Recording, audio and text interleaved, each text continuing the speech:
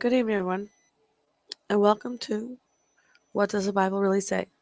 Global Bible Reading with Angel and Joseph Bracco. Today is February 5th, 2024, and my name is Angel, number one original OG and founder of Oneblood Red Box Ministry and the Misfit Army Disciples. Our mission statement is to seek and save the lost, protect the weak, and those who are unable to protect themselves, and plant seeds by spreading the gospel of Jesus Christ. This is the What Does the Bible Really Say Global Bible Reading. We are currently on part 111, Judges, chapter 9 and 10. I will be reading from the NIV version, coming from Bullhead City, Arizona. Judges, chapter 9 and 10.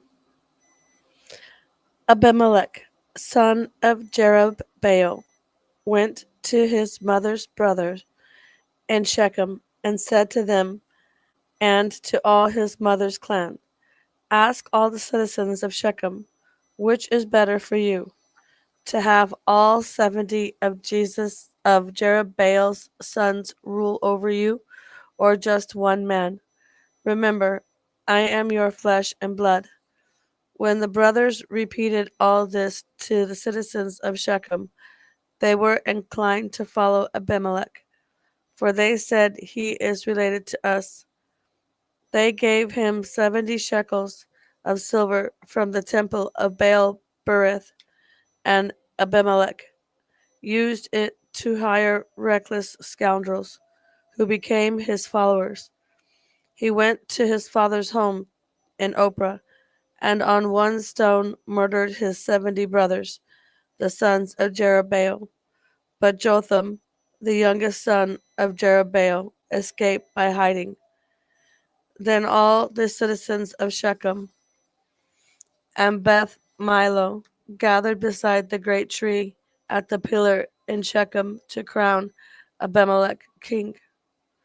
When Jotham was told about this, he climbed up on the top of Mount Gerizim and shouted to them, "Listen to me, citizens of Shechem, so that God may listen to you." One day the trees went out to anoint a king for themselves. They said to the olive tree, "Be our king." But the olive tree answered, "Should I give up my oil, by which both gods and humans are honored, to hold sway over the trees?" Next the tree said to the fig tree, "Come and be our king." But the fig tree replied, "Should I give up my fruit so good and sweet to hold sway over the trees?" Then the tree said to the vine, "Come be our king." But the vine answered, "Should I give up my wine, which cheers both gods and humans, to hold sway over the trees?" Finally, all the trees said to the thorn bush, "Come and be our king." The thorn bush said to the trees, "If you really want to anoint me king over you, come and take refuge in my shade. But if not, then let fire come out of the thorn bush and consume the cedars of Lebanon." Have you acted honorably and in good faith by making Abimelech king? Have you been fair to Jerubbaal and his family? Have you treated him as he deserves? Remember that my father fought for you and risked his life to rescue you from the hand of Midian. But today you have revolted against my father's family.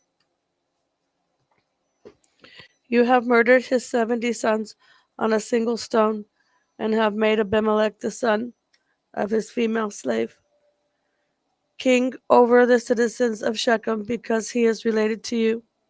So have you acted honorably and in good faith toward Jerubbaal and his family today?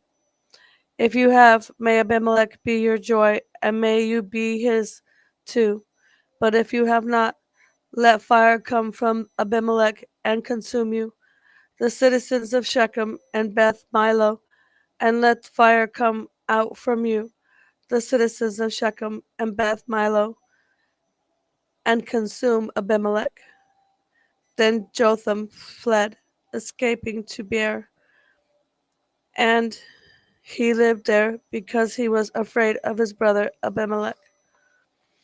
After Abimelech had governed Israel 3 years, God stirred up enmity between Abimelech and the citizens of Shechem, so that they acted treacherously against Abimelech. God did this in order that the crime against Jerubaal's 70 sons, the shedding of their blood, might be avenged on their brother Abimelech and on the citizens of Shechem, who had helped him murder his brothers.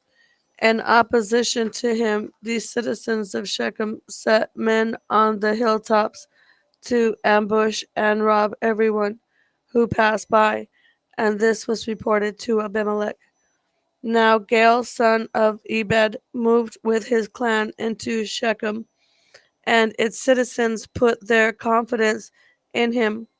After they had gone out into the fields and gathered the grapes and trodden them, they held a festival in the temple of their God. While they were eating and drinking, they cursed Abimelech. Then Gaal, son of Ebed, said, "Who is Abimelech? And why should we Shechemites be subject to him? Isn't he Jerubaal's son? And isn't Jebul his deputy? Serve the family of Hamor, Shechem's father. Why should we serve Abimelech? If only this people were under my command, then I would get rid of him. I would say to Abimelech, call out your whole army." When Zebul, the governor of the city, heard what Gaal, son of Ebed, said, he was very angry. Under cover, he sent messengers to Abimelech, saying, Gaal, son of Ebed, and his clan have come to Shechem and are stirring up the city against you. Now then, during the night, you and your men should come and lie in wait in the fields. In the morning, at sunrise, advance against the city. When Gaal and his men come out against you, seize the opportunity to attack them. So Abimelech and all his troops set out by night and took up concealed positions near Shechem in 4 companies. Now Gaal, son of Ebed, had gone out and was standing at the entrance of the city gate just as Abimelech and his troops came out from their hiding place. When Gaal saw them, he said to Zebul, "Look, people are coming down from the tops of the mountains."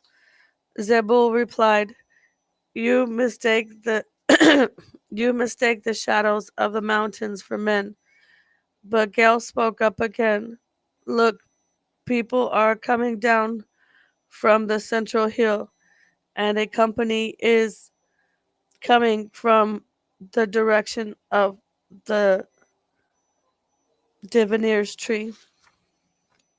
Then Zebul said to him, "Where is your big talk now? You who said, 'Who is Abimelech?' that we should be subject to him. Aren't these the men you ridiculed? Go out and fight them." So Gaal led out the citizens of Shechem and fought Abimelech. Abimelech chased him all the way to the entrance of the gate, and many were killed as they fled. Then Abimelech stayed in Arumah, and Zebul drove Gaal and his clan out of Shechem. The next day the people of Shechem went out to the fields, and this was reported to Abimelech. So he took his men, divided them into 3 companies, and set an ambush in the fields where he saw the people coming out of the city. He rose to attack them. Abimelech and the companies with him rushed forward to a position at the entrance of the city gate. Then 2 companies attacked those in the fields and struck them down. All that day Abimelech pressed his attack against the city until he had captured it and killed its people. Then he destroyed the city and scattered salt over it. On hearing this, the citizens in the tower of Shechem went into the stronghold of the temple of El Bereth. When Abimelech heard what they had assembled there, he and all his men went up Mount Zalmon. He took an axe and cut off some branches which he lifted to his shoulders. He ordered the men with him, "Quick, do what you have seen me do." So all the men cut branches and followed Abimelech. They piled them against the stronghold and set it on fire with the people still inside. So all the people in the tower of Shechem, about 1,000 men and women, also died. So next Abimelech went to the Bez and besieged it and captured it. Inside the city, however, was a strong tower to which all the men and women, all the people of the city had fled. They had locked themselves in and climbed up on the tower roof.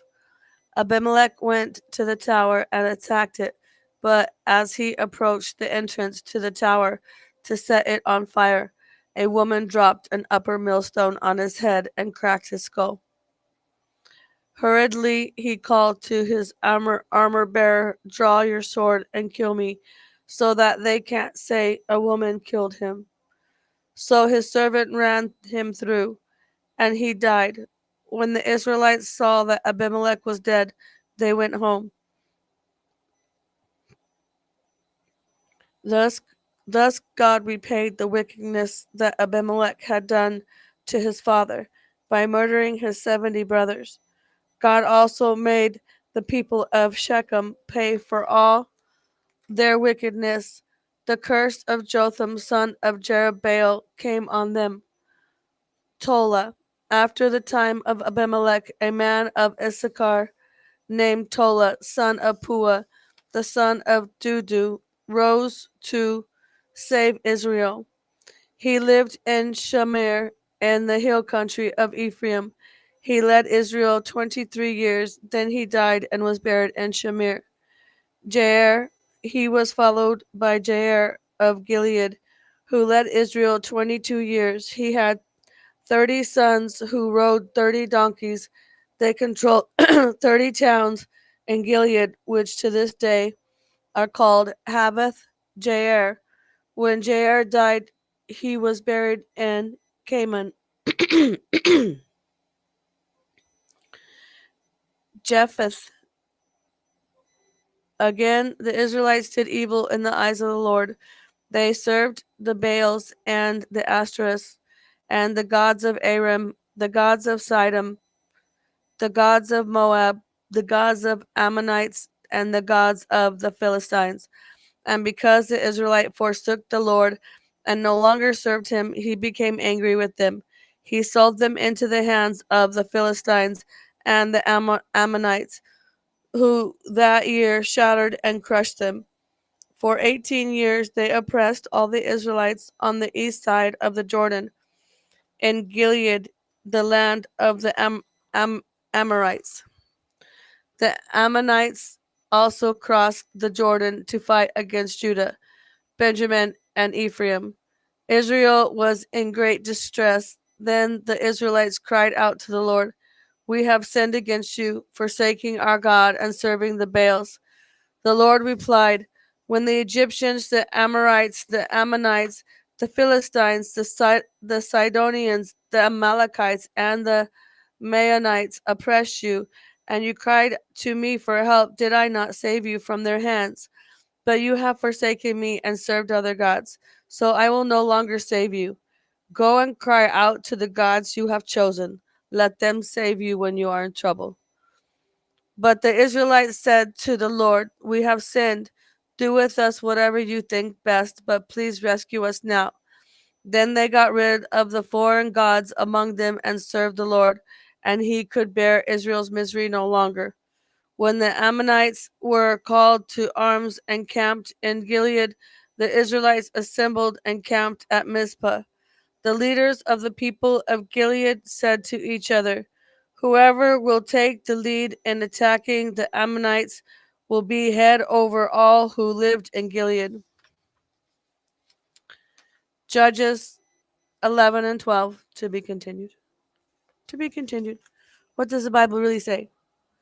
This is What Does the Bible Really Say? Global Bible Reading, Part 111, Judges chapter 9 and 10, NIV version, coming from Bullhead City, Arizona. And that's all I got. Peace out, yo. Angel Tsunami out.